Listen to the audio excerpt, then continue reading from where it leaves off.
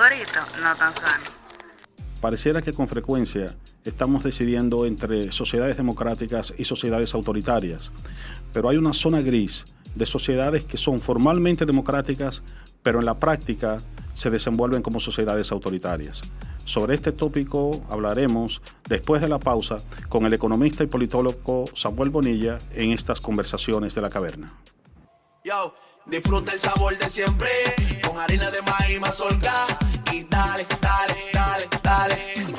La vuelta al plato, cocina arepa, también empanada. Juega con tus hijos, ríe con tus panas, disfruta en familia, una cocinada. En tu mesa la silla nunca tan contada. Disfruta el sabor de siempre, con harina de maíz mazorca y dale, dale, dale, dale. La vuelta al plato, siempre felices, siempre contento. Dale la vuelta a todo momento. Cocina algo rico, algún invento. Este es tu día, yo lo que siento. Tu harina de maíz mazorca de siempre, ahora con nueva imagen. Para cosechar lanzadores hay que sembrar disciplina. Para cosechar jonroneros hay que sembrar honestidad. Para cosechar grandes ligas hay que sembrar valores. Porque los grandes ligas no crecen en el monte, se cultivan. Así como el mejor arroz. Arroz La Garza, patrocinadores de nuestros próximos grandes ligas. Agua Evian. Renueve tu ser y vive la experiencia única de beber del manantial de la vida y siente cómo tu cuerpo se revitaliza con cada sorbo. Agua Evian. Frescura que te inspira. Cada uno de nosotros tiene una forma diferente de celebrar el éxito.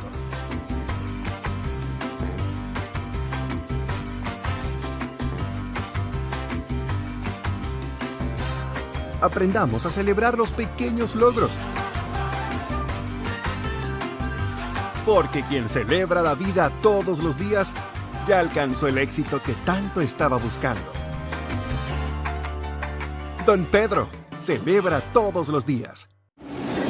Aquí, allí, pa' nuestra gente, con tu subagente, popular presente, puesto pa' servir, puesto pa' la gente, con tu subagente, popular presente. Paga la tarjeta en el local de la vecina, recarga tu saldo en el colmado de allá arriba, el préstamo que tengo lo pago aquí en la esquina, ese dinerito en la tienda se retira, pa' retirar FT, pa' recargar tu cel, pa' que puedas recibir tu remesa también. Aquí, allí, subagente popular, puesto pa' nuestra gente, popular presente. Comparte, recuerda darnos tu like y activar la campanita para notificaciones. Bao Media Group presenta Conversaciones de la Caverna. Hola Samuel, bienvenido a estas conversaciones de la caverna. Hace unos años tú escribiste un artículo en tu columna de Acento titulado Autoritarismo 2.0, donde hablabas de que las ciencias políticas tienen un problema en describir aquellas sociedades que, digamos, no son totalitarias o autoritarias en el sentido clásico de la palabra, ni tampoco democráticas, ¿no? Entonces,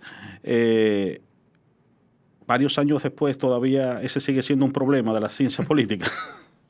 Hola, gracias por recibirme y qué lindo recordar ese artículo. Tenía mucho tiempo que no pensaba en él. Mira, yo creo que ese es un problema de la academia en sentido general. Cuando uno trata de explicar fenómenos sociales, fenómenos humanos, es complicado. O sea, hay muchos elementos que matizan la forma en la que nos comportamos, la forma en la que nos relacionamos con los demás. Pero para poder estudiarlos, siempre la simplificación es muy útil. Entonces los economistas se remiten a modelos, tratamos de clasificar las cosas de forma binaria, 0 o 1. ¿Es democracia o no es democracia? Y la verdad es que la realidad no es así. Y al final esas son aproximaciones. Tú efectivamente decías que nosotros vivimos en sociedades que formalmente son democráticas, pero contienen elementos propios del autoritarismo, y eso es cierto en el siglo XXI, hoy en la República Dominicana. Así como también en las épocas más oscuras del país, el totalitarismo nunca fue total, porque de lo contrario no hubiésemos sido capaces de escapar de esa sociedad tan rígida, tan llena de miedo y de temor. Entonces, definitivamente no es tan sencillo como democracia o autoritarismo. Yo lo primero que te diría es que gracias, que lo primero que es importante saber es que el autoritarismo viene de la psicología, ni siquiera viene de la ciencia política. Y tiene que ver con un tipo de conducta donde se les rinde tributo a la jerarquía. Son personas que respetan mucho la autoridad. Sí. Y eso no solamente se da con respecto a la persona que está en la cima de la organización o del régimen. Se reproduce en toda la sociedad. Incluso, o sea, hay un libro de la República Dominicana que escribió Juan Isidro Grullón, el nombre se me escapa, donde él casi que dice que la clase media dominicana hace exactamente eso con la clase trabajadora. Y ese es un legado institucional que viene de muy atrás. Sí, casi siempre en esa lógica, digamos, se da el hecho de que eres autoritario con respecto al que está por debajo de ti en la escala y sumiso con respecto al que está por encima de ti en la escala, ¿no? Es como una necesidad de subyugar a quien está por debajo de ti. Ajá. Entonces, en ese artículo al que yo me referí, está acuñado el término de autoritarismo 2.0, ¿no? Creo que ese, de hecho, es el nombre del artículo, ¿no? ¿Por qué autoritarismo 2.0? ¿A qué alude, no? ¿Qué significa, no? Bueno, un poco el artículo es una especie de reclamo por nuestra incapacidad de ver que el autoritarismo cambió. O sea, el 2.0 supone que había un 1.0. Entonces, digamos que el autoritarismo original, el 1.0 y el 2.0, conservan esa obsesión con el poder, esa necesidad de controlar, la reducción de la participación a una persona o a un grupo pequeño de personas. El autoritarismo, por naturaleza, excluye, genera miedo, pocas veces es capaz de generar sentimientos de pertenencia, genera mucha soledad y por lo tanto reduce los niveles de participación. Entonces, en ese sentido son iguales, pero en el pasado los mecanismos de control de esos regímenes autoritarios eran distintos.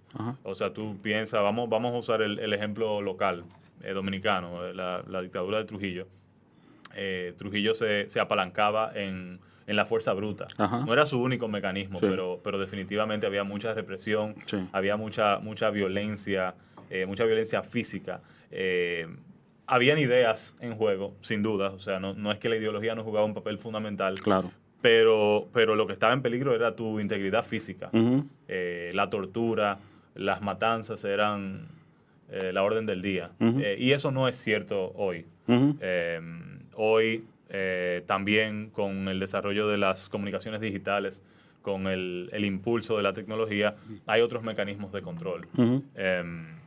Digamos entonces que lo que llamaríamos el autoritarismo 2.0 describiría un régimen autoritario, pero que refina los mecanismos del control sobre el cuerpo y sobre la voluntad de los ciudadanos, ¿no? Absolutamente. Y además el mundo cambió. Vivíamos antes en un mundo mucho más fragmentado, precisamente por eso de la comunicación.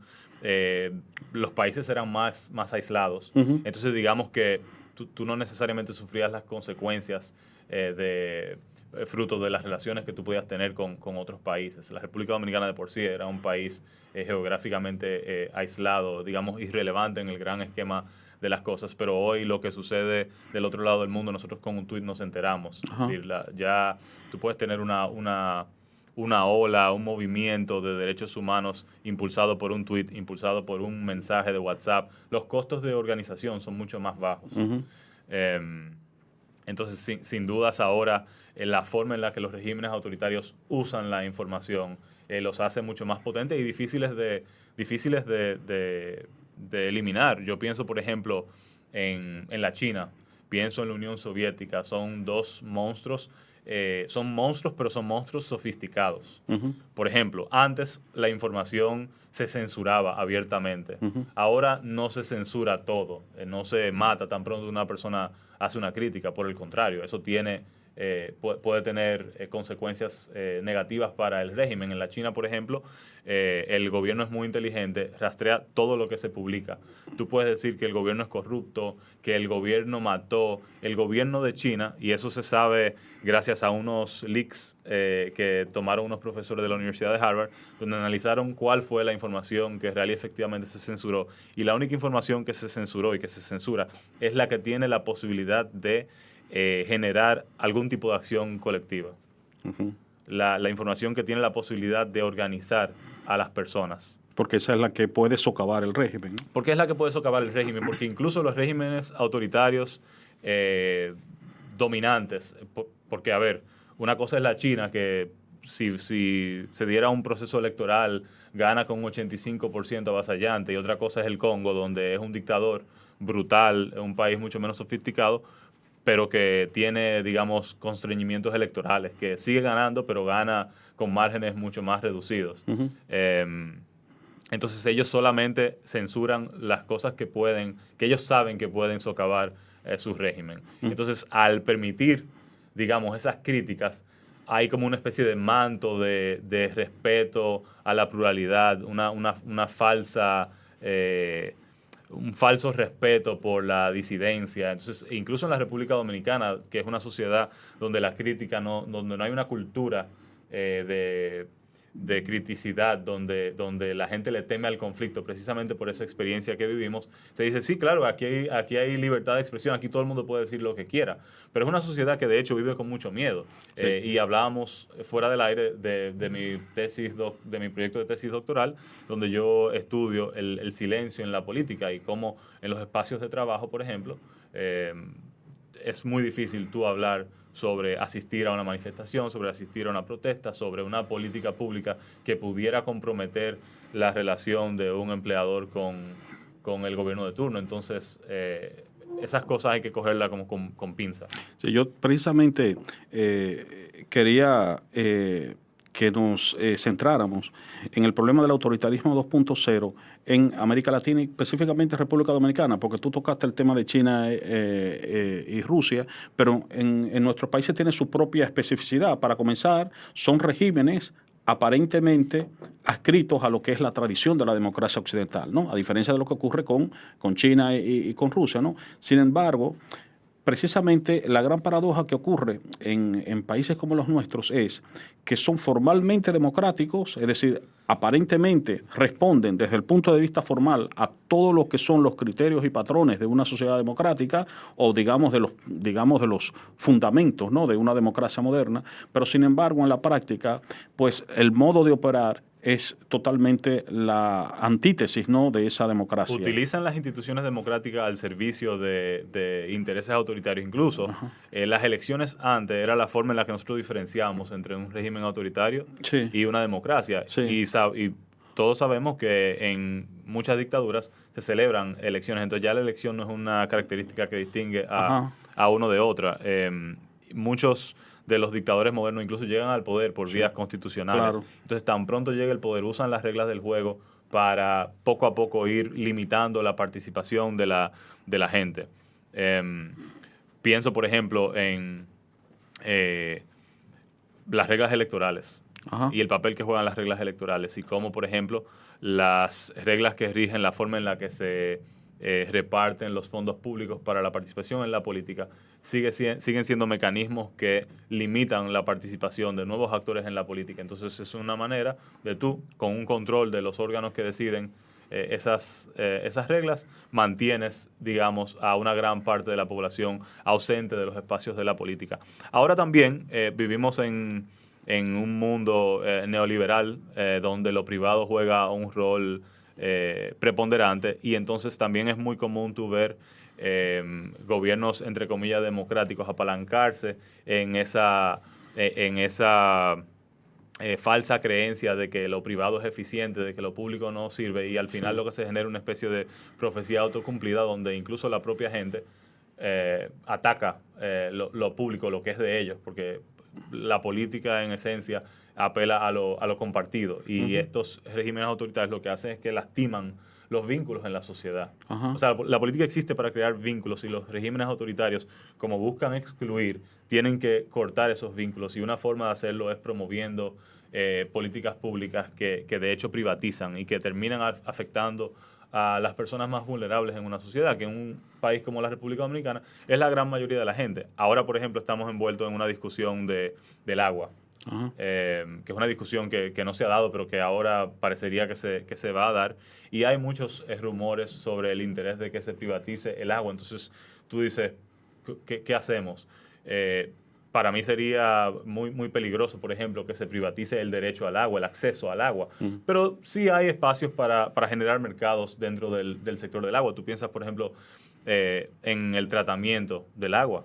El Estado no ha invertido un peso en plantas de tratamiento de agua en los últimos 20 años. Entonces, de hecho, fíjate cómo ellos están fortaleciendo esa idea errada de que lo público es malo. Nunca se le dio la posibilidad a lo público de que funcionara. O sea, el Estado no ha invertido en sus propias capacidades. Entonces, no puede responder. Entonces, también yo creo que la gente tenía muchas expectativas con la democracia.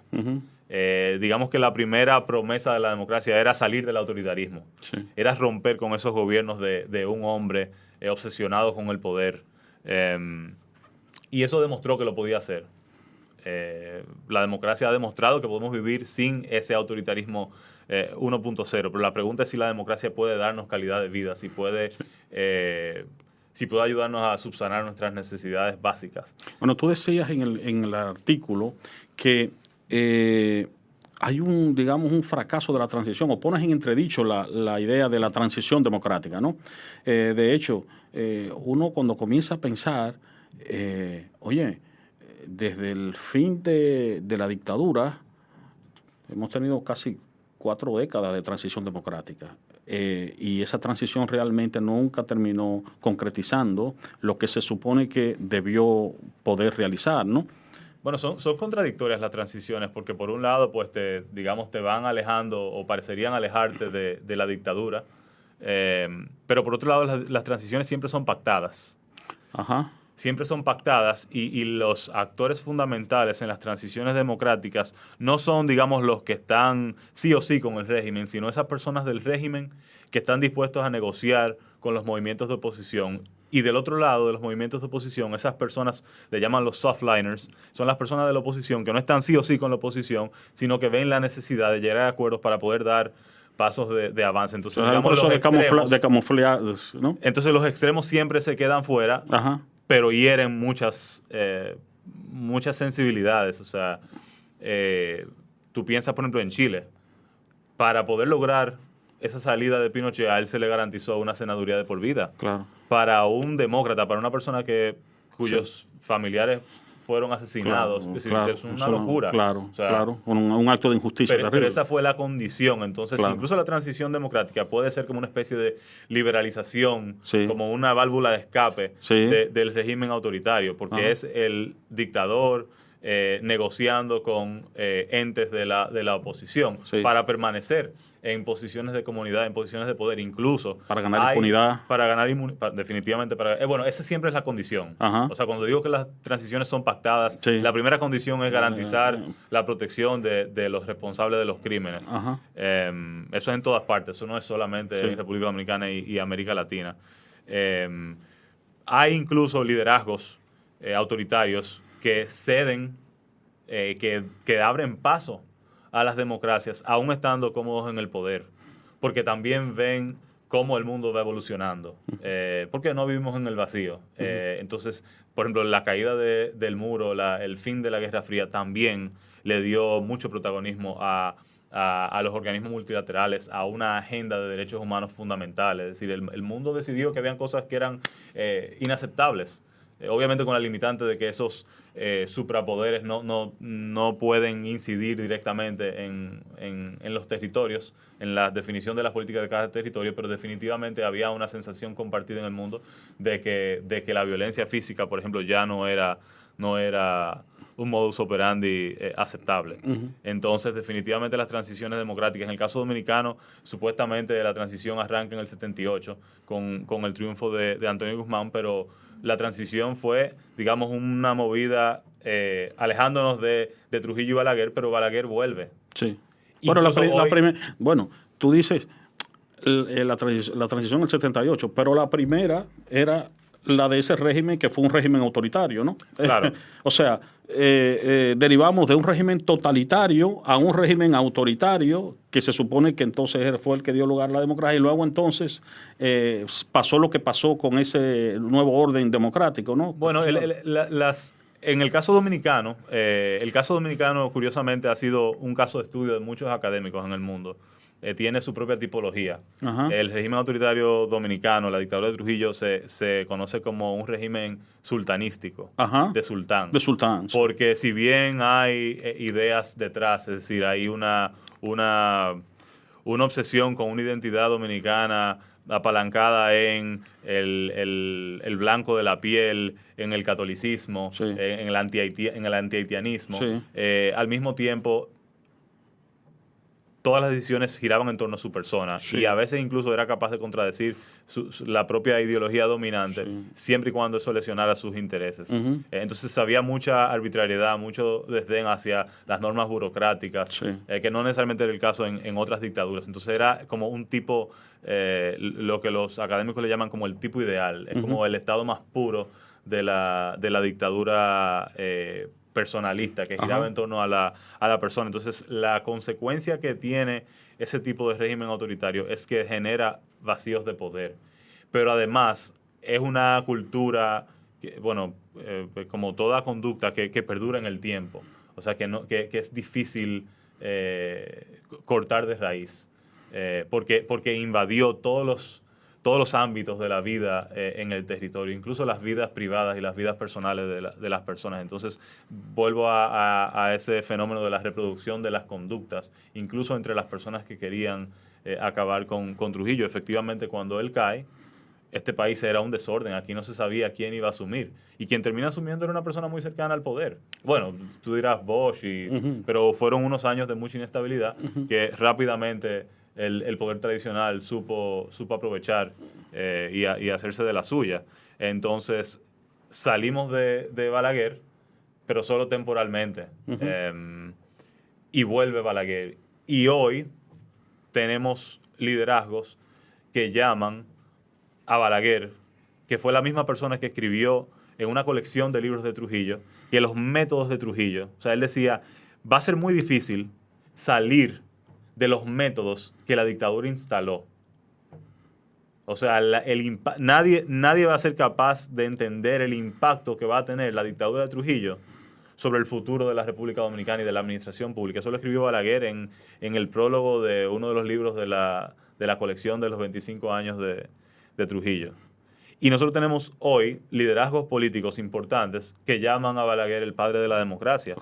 Y vemos que es todavía lo más llamativo, cómo en el mundo de la vida cotidiana, muchos de los imaginarios, muchas de las prácticas, muchas de las acciones, de las decisiones, de cómo procedemos, responden a ese modelo trujillista. Entonces, ¿no? Sí, entonces se usan las instituciones, es decir,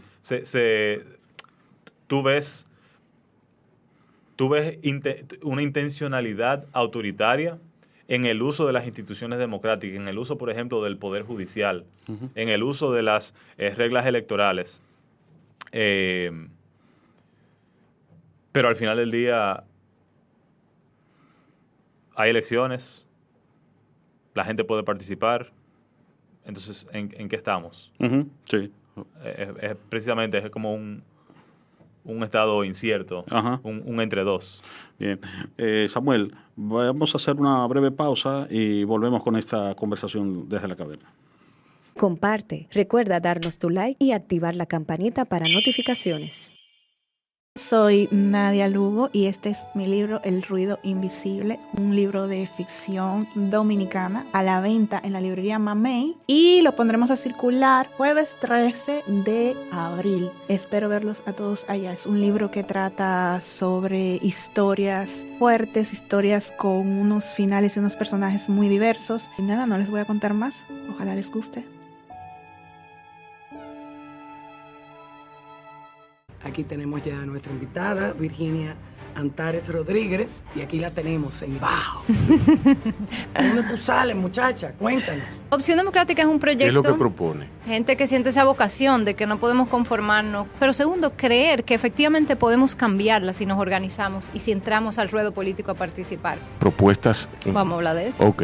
las últimas décadas ha tenido mucho crecimiento económico, pero eso no se ha traducido en mejores salarios ni en mejores indicadores de salud y educación. Esa riqueza que se está creando se está concentrando y lo que está haciendo es aumentar la desigualdad. Es uno de los países que tiene más nivel de crecimiento y es uno de los países que en América Latina tiene peores indicadores de educación, salud, social. Beneficio de la familia dominicana significa menos violencia, mejor calidad de vida. República Dominicana tiene de los 3 salarios más bajos de América Latina. ¿De qué depende, uno, la política salarial que decide el Estado? Si se quiere subir salario, tienen que reunirse el sector tripartito, los sindicatos, el Estado y el empresario y negociar entre ellos. En otros países, los salarios se atan a la inflación. Cada cierto tiempo se aumentó la inflación, se aumenta cada 6 meses, cada año. Vamos a reunirnos a hablar de subir salario. Primero cubriendo la inflación, porque lo que está pasando a largo plazo es que los salarios reales están disminuyendo. Estoy poniendo un ejemplo concreto, que redundaría en mejores salarios. Cuando se ajustan a la inflación, no hay subida de salario. Exacto. Por lo menos no hay bajada. Los salarios tampoco. tienen 70 años aquí que no suben. Increíble. Que viene como una respuesta a la inflación. Entonces no suben. Decisiones políticas. Rumbas Barriales, 3ª edición. Un libro escrito por Rosy Díaz, o sea, por mí. Fue editado en Santo Domingo hace ya más de 10 años y que he decidido reeditar precisamente por la vigencia que tienen las músicas juveniles, urbanas, en Santo Domingo, sobre todo en este contexto de posmodernidad que vivimos actualmente. Y sobre todo es un libro para compartir y disfrutar. Puede ser comprado en la librería Mamey de la zona colonial. Y nada, mambo, espero que lo disfruten. Hola, soy Xiomara Fortuna. Quiero decirles que sigan escuchando Bao Radio. ¿Eso es un corito? No tan sano. Bao Radio. Conversaciones de la Caverna. Continuamos en Conversaciones de la Caverna con Samuel Bonilla. Samuel, ¿cuáles son las implicaciones de este autoritarismo 2.0? Bueno, yo creo que si tú ves la participación política en la República Dominicana, hay un gap generacional. Hay quienes le llaman los hijos de la generación de Balaguer, que de hecho no participaron. Entonces tú me ves a mí, por ejemplo, que ahora pasé del mundo académico al mundo de la política. Yo tengo 35 años, pero quienes gobiernan tienen en torno a los 70, poquito más de 70 años. Entonces... bueno, últimamente han bajado, pero siguen siendo una edad madura. Sí. Y es importante también como decir que el ser joven no te hace distinto. No. Porque al final del día todos somos personas socializadas en un contexto, y este es un contexto... No, porque de hecho, a propósito de que tú señalas eso, cuando yo decía de hecho que todavía esa sombra del autoritarismo y el totalitarismo trujillista sigue impregnando el mundo de la vida, impregna también la mente de los jóvenes. Es decir, muchas veces muchos jóvenes siguen reproduciendo esos modelos, ¿no? Pues esa es parte de... Porque, digamos, la cuestión está en cómo unos patrones de pensamiento se va arraigando en una cultura, ¿no? Y eso es lo terrible, ¿no? Entonces, con muchas veces... las generaciones que estaban llamadas a reemplazar esas prácticas y esas formas de pensar, lo que hacen es que las siguen reproduciendo. El desafío que nosotros tenemos es reivindicar los derechos, reivindicar la democracia cuando en este país no hemos sido nunca beneficiarios de derechos. O cuando vivimos en un país donde todavía no hemos visto, digamos, los frutos que nos puede dar el sistema democrático. ¿Cómo tú le hablas del derecho a la educación a un ciudadano dominicano que ha vivido la vida entera pensando que de repente hubiese sido mejor si yo habría podido ir a un colegio privado, donde la obsesión es con poder ir a la clínica y no al hospital público? Porque de hecho el hospital público, con raras excepciones, porque de nuevo nada es absoluto, te brindan un trato adecuado. Entonces yo creo que definitivamente parte del daño que ha logrado el autoritarismo de Trujillo, de Balaguer, y ahora un autoritarismo moderno, como capitalista propiamente, es enseñarle a la gente a querer proteger lo suyo, a buscar, digamos, el bien individual por encima del colectivo. Entonces, por eso el punto de partida de cualquier proyecto político es importante. O sea, si tu punto de partida no reconoce al otro, no reconoce la otra edad, no valida un estado desigual, para mí hay que temer. Sí, hay un aspecto en esto que tú señalas. Toda sociedad, digamos, saludable requiere de la confianza. Y uno de los digamos, aspectos fundamentales que nos caracterizan esa pérdida de confianza precisamente. Y bueno, lo refleja el hecho de que cualquier persona que intenta, digamos, articular un proyecto de reforma social, de transformación social, de intentar hacer las cosas diferentes, inmediatamente hay un recelo porque se piensa que con frecuencia, no, este está buscando lo mismo, ¿no? Hay un recelo de cualquier proyecto que intente de una manera u otra, digamos, aunar esfuerzos colectivos, porque ya la gente está tan saturada o ha sido con frecuencia engañada tantas veces, ¿no? Que lo que espera es que el que viene con una nueva propuesta, pues lo que viene es engañarla, ¿no?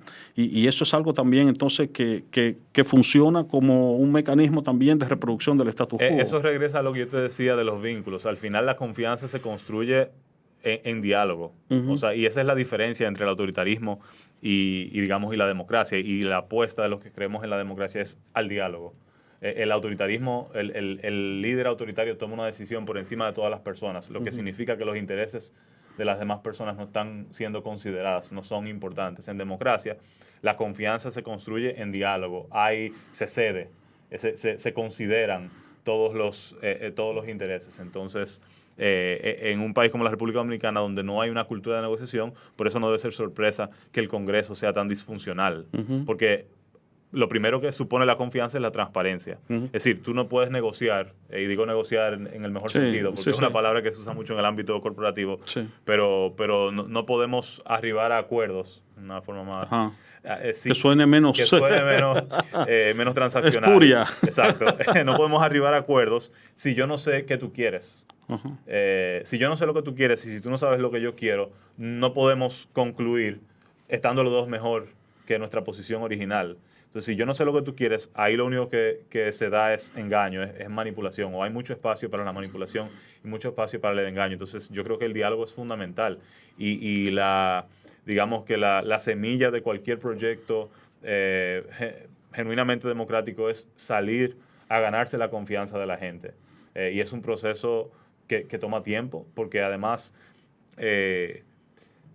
luchamos con la dependencia del camino. Es decir, las decisiones que tú tomas hoy condicionan las decisiones que tú tomas mañana.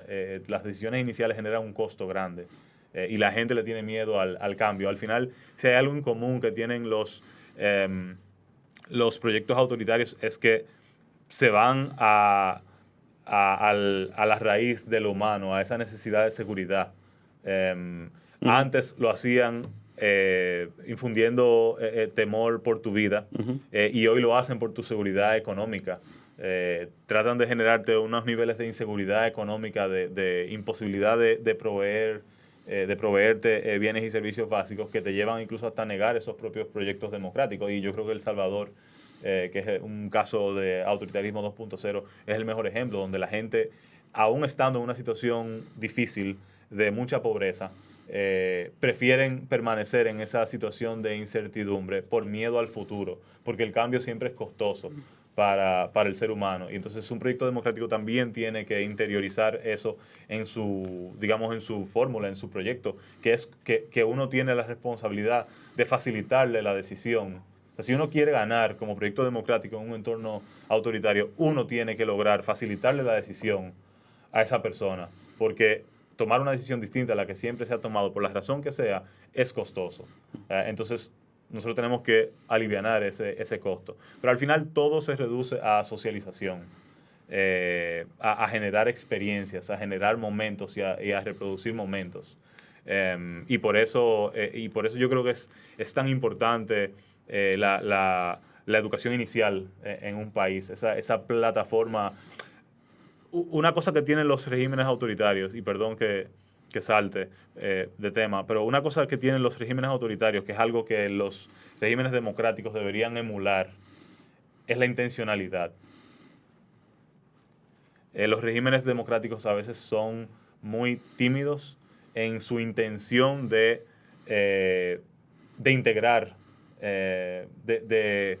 de lograr mayores niveles de participación. O sea, un régimen verdaderamente democrático tiene que abrazar la diversidad de una sociedad. Es la única manera que tiene de poder representar, de poder dar participación. Y sin embargo, nosotros vivimos en un país democrático, una democracia muy débil, que le niega la participación a los jóvenes, a las mujeres, a miembros de comunidades tradicionalmente vulnerables, LGBTQI. ¿Cómo tú puedes ser democrático y negarle derechos a más de la mitad de la población? En cambio, el régimen autoritario es muy intencional. Es muy intencional en la voz de quien controla, pero también a través de sus operativos que busca aplastar. Uh-huh. Entonces yo creo que a nosotros nos hace falta una misión como país que integre a todos los miembros de la sociedad en la construcción de un proyecto genuinamente participativo. Muy bien. Bueno, Samuel, se nos ha acabado el tiempo. Muchas gracias por haberme acompañado en esta interesante conversación, y a ustedes gracias por haber estado acompañándonos en estas conversaciones de la caverna. Conversaciones de la caverna. Conversaciones de la Caverna es el nombre de un nuevo podcast que producimos para Bao Media Group. Se trata de un podcast dedicado a temas de filosofía y de temas humanísticos. Responde a una iniciativa de propagar ideas, diálogos, cuestionamientos en nuestro día a día. Hemos querido retomar el símbolo platónico del diálogo crítico en medio de un estado generalizado de confusión. En esta era de sofistas digitales, de la posverdad y de los bulos informativos, queremos propiciar conversaciones razonables en los ruidosos espacios de la comunicación desquiciada. Conversamos con el filósofo Erickson Minaya sobre el concepto de sociedad decente en la obra del pensador Avishai Margalit y su diferencia con la idea de sociedad civilizada. A partir de dicha distinción, conversamos sobre sus implicaciones para las sociedades actuales. Para abordar la filosofía de Friedrich Nietzsche, conversamos sobre el significado de los conceptos de superhombre, voluntad de poder, eterno retorno y nihilismo. También dialogamos sobre el legado del autor de Así habló Zaratustra para el pensamiento contemporáneo. Conversamos con la teatrista y filósofa Ingrid Luciano sobre el rol del teatro en la construcción de una sociedad democrática. Abordamos el tópico de la función educativa del teatro y su vinculación con el pensamiento crítico. Conversamos con el maestro de generaciones, el doctor Enerio Rodríguez Arias, sobre la relación entre mundo y lenguaje a partir de la obra de Ludwig Wittgenstein. Abordamos al denominado primer Wittgenstein, su teoría sobre los límites del lenguaje, su concepción de la relación entre lenguaje y realidad y las repercusiones de su perspectiva para el modo de entender la filosofía. Agradecemos a Bao Media Group por el apoyo que nos han proporcionado en esta iniciativa. También queremos agradecer a las personas invitadas, pues contribuyen con sus ideas y su disposición dialogante a que los contenidos complejos de la filosofía sean agradables y accesibles para personas sin entrenamiento filosófico previo. Agradecemos a ese público curioso que nos apoya a través de las redes sociales. En los próximos espacios pretendemos abordar otros temas interesantes de nuestra actualidad: literatura y pensamiento, el teatro y el compromiso político, la alteridad, la relación docente-estudiante, la bioética, los desafíos éticos de la inteligencia artificial, entre otras cuestiones necesarias para reflexionar y dialogar mientras buscamos señales que nos orienten en la caverna. Bao Radio. Yo, disfruta el sabor de siempre, con harina de maíz mazorca y dale, dale, dale, dale.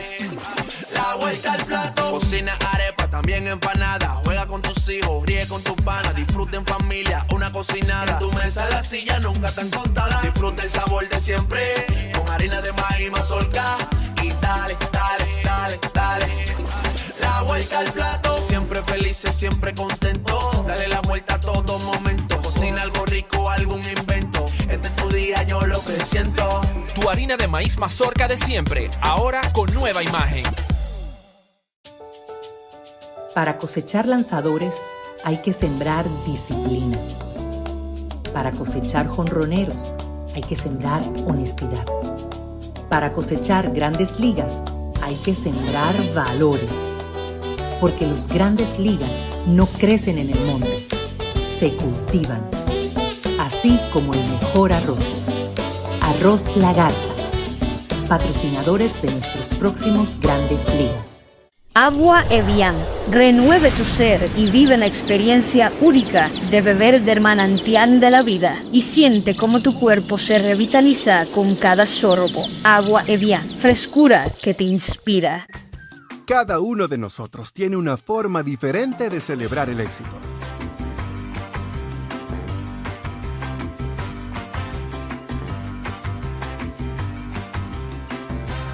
Aprendamos a celebrar los pequeños logros.